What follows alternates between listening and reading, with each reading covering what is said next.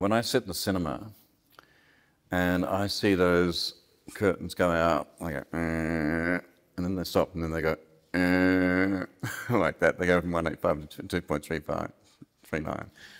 I go, my heart just goes, I love that. Like, this is a movie.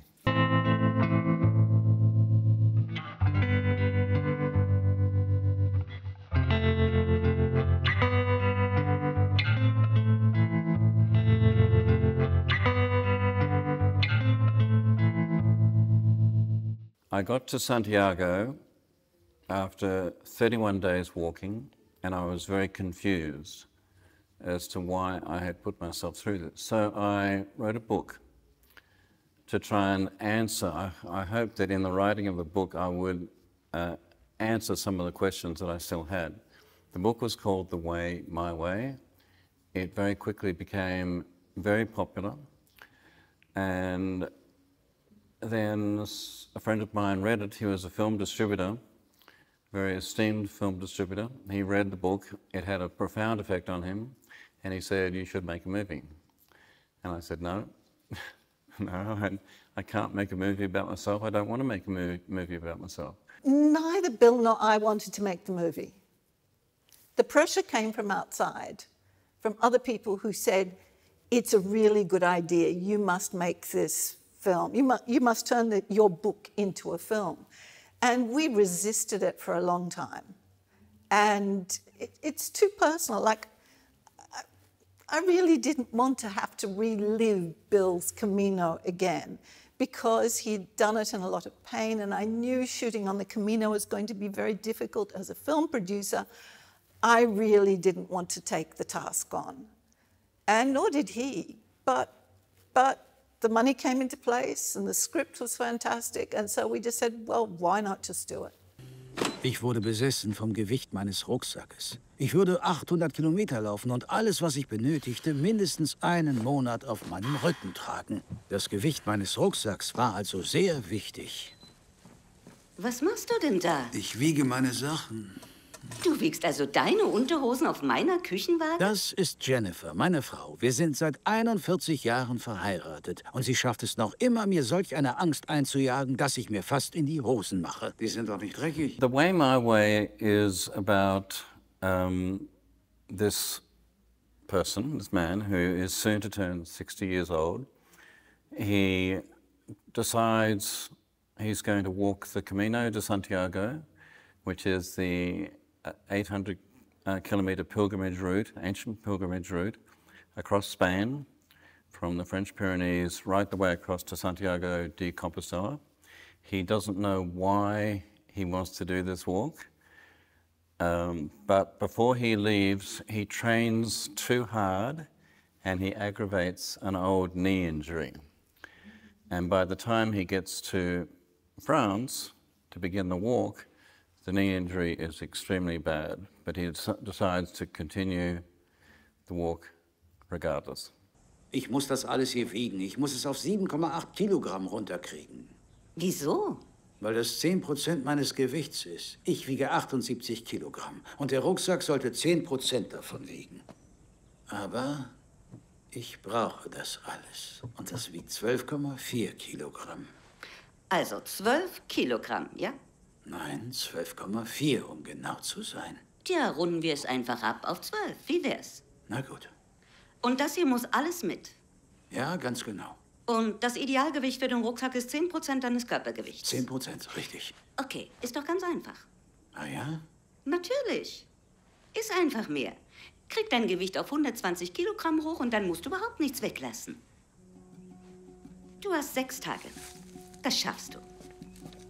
Habe ich schon erwähnt, dass meine Frau sich gerne über mich lustig macht? I have been married 43 years to Bill, and when we made the film, it was 41. So 41 years. And when he walked the Camino, it was 31 years. During the walk, I wrote a daily blog. It was really to keep my family and friends informed. But what I did during in writing the blog is I kept a very, very detailed notes of not so much what I did, but how I felt In other words, the blog was the internal journey, not the external journey. Sicher, dass du nicht mitkommen willst? Nein, ich kann mir nichts Grausigeres vorstellen. Grausig? So weit zu laufen und an Bushaltestellen übernachten. Ich übernachte nicht an Bushaltestellen. Naja, so gut wie.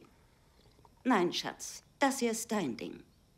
Ich muss nicht so weit durch ganz Spanien spazieren, um mich selbst zu finden. Ich gehe nicht hin, um mich selbst zu finden. Wieso tust du es dann? Frag mich danach nochmal.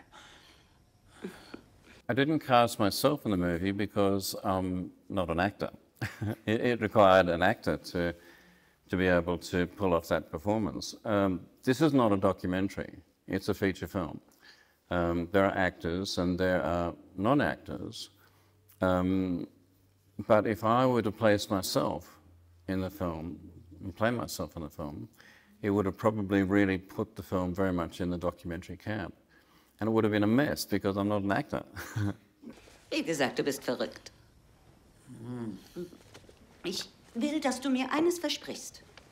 Ich will, dass du mir versprichst, dass du es ruhig angehst und dich nicht reinwirfst wie ein Elefant im Porzellanladen, so wie sonst bei allem.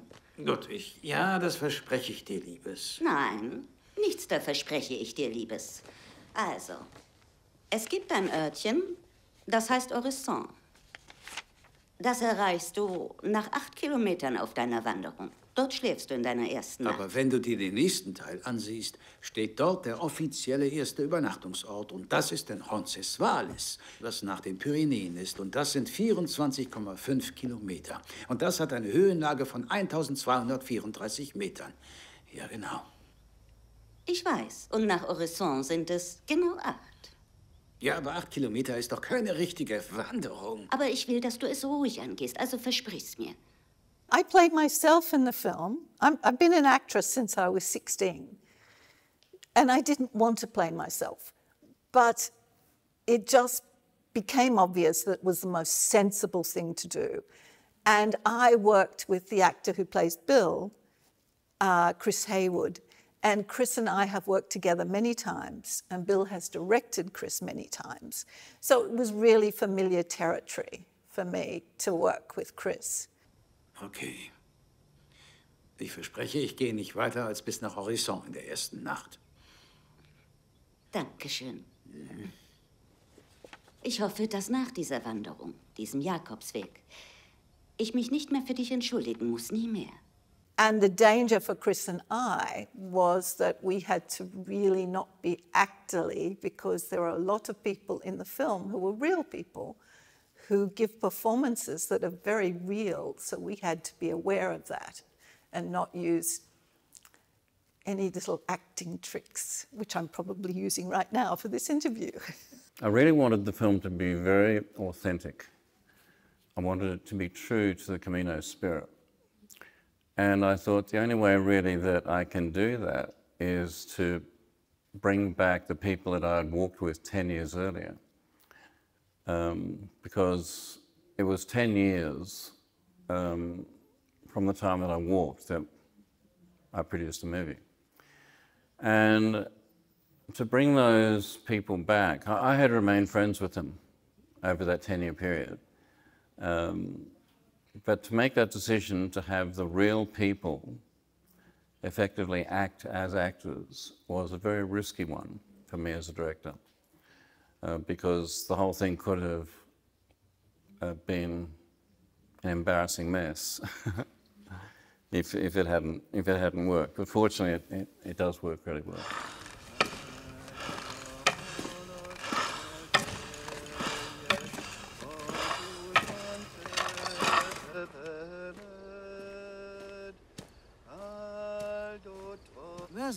Oh, hi, Bier. Hey, Wasser.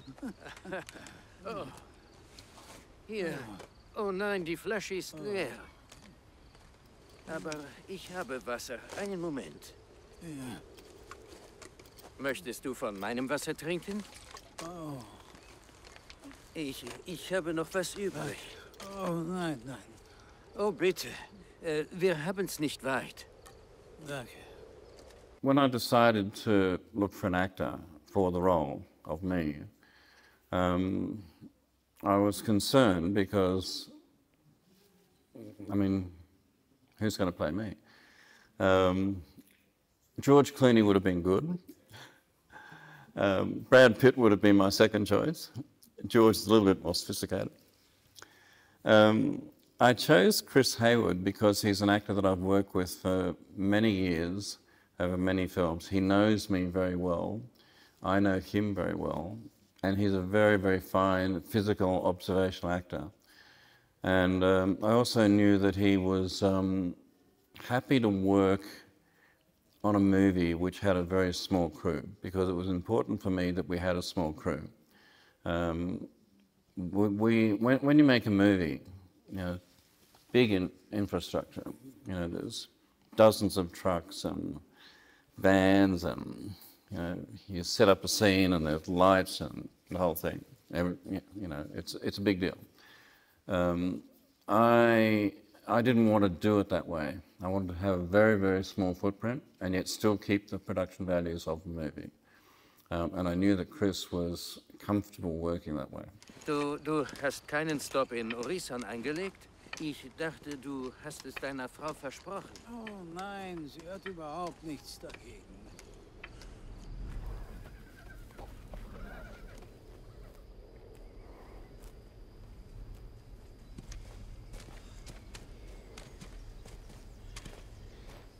Die Jungfrau von Orissan.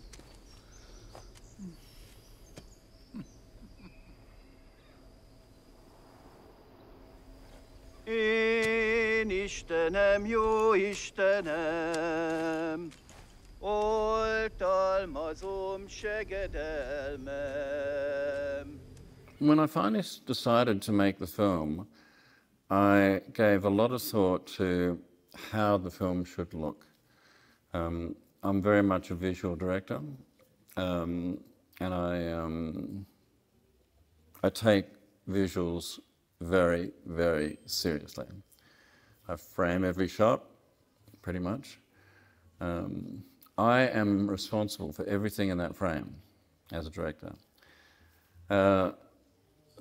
With the decision to cast the actual pilgrims in the movie, that in fact informed the visual style, because what that meant is that they would bring a realism and truth, and that really the style was based on that. That one decision to cast the actual pilgrims meant that it had to be shot in a kind of a controlled documentary way. Because they were going to bring a truth to it that was not like a normal movie, not like a normal, you know, what you expect. And so the visual style had to be that. The films that I looked at, one film in particular that I studied a lot beforehand was Nomadland, which won the Oscar for Best Picture. That was very, very similar in that it was a mixture of actors and non-actors. And the visual style that I chose was referenced very much to Nomadland. Right from the start, I knew that this film had to capture the vast vistas of the Camino. So I talked with the DP, Callum Stewart, and we decided to go widescreen, 2.39 format. And it works really well because this is very much figures in a landscape.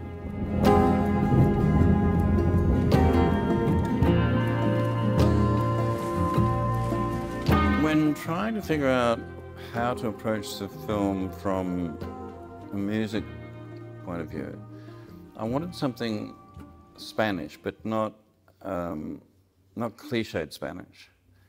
And I knew this young composer from a while back. He'd never done a feature film before, but he was very, very clever, and he had and he played a lot of South American instruments.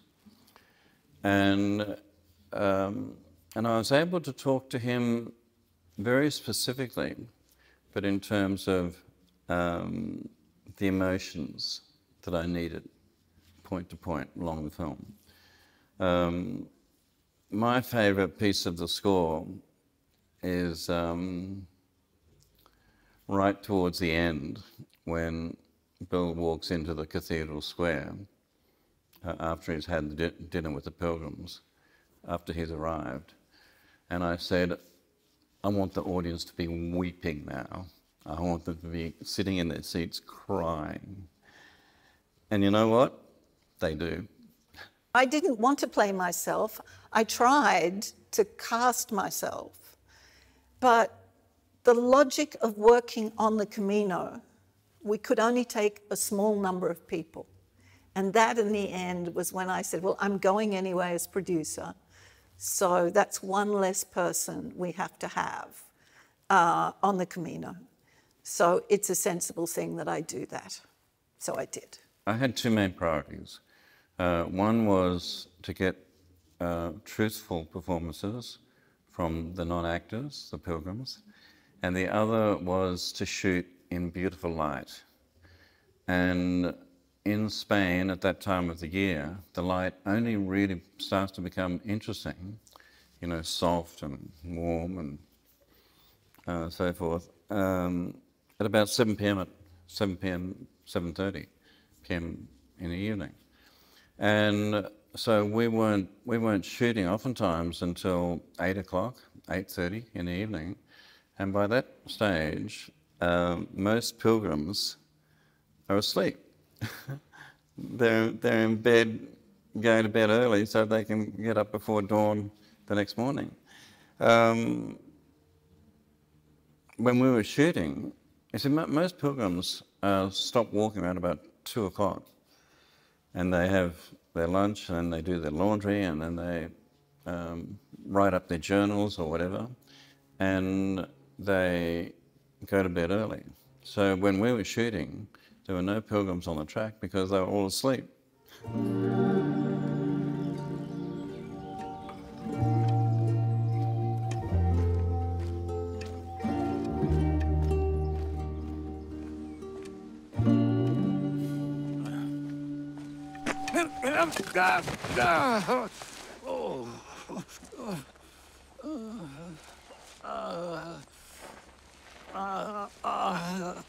Alles okay?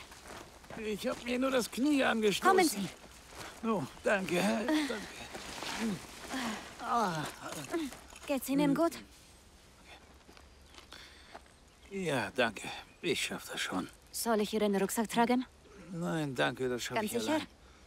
Aber könntest du mir meinen Stock bringen, wenn du ihn findest? Oh. Ich danke dir vielmals. Okay. Ja, danke. Jetzt geht's wieder. Danke, Okay. gut. To get performances, you know, realistic, truthful performances from non-actors is extremely difficult. You know, you think it's easy, you think, oh, they just come back and they do it again, they just play themselves. No, it's not like that at all. You know, you get anybody, pull anybody off the street and surround them with the infrastructure of making a film. They become very self-conscious, they become awkward, they become, you know, they're very self-conscious. So I had to break all that down and work in a very subtle way to ensure that they felt no sense of obligation to please me. When it comes down to it, that's what I had to deal with. They all felt an obligation to do a good job. And I would say to them, no, you don't have to do a good job. You just have to hang out, we'll have a chat, we'll talk. I took all of the filmic process, the process of making a film, away so that they weren't in any way intimidated or felt a sense of obligation to please me, to do a good job.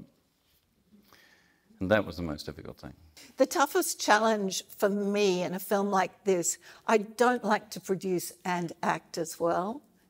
And the day came when I looked at the schedule and I realised that I was on the next day and that I had been looking after everybody else and I hadn't given any thought to what I was going to wear, getting a haircut, My hair was almost as bad as it is now. It was actually worse than it is now.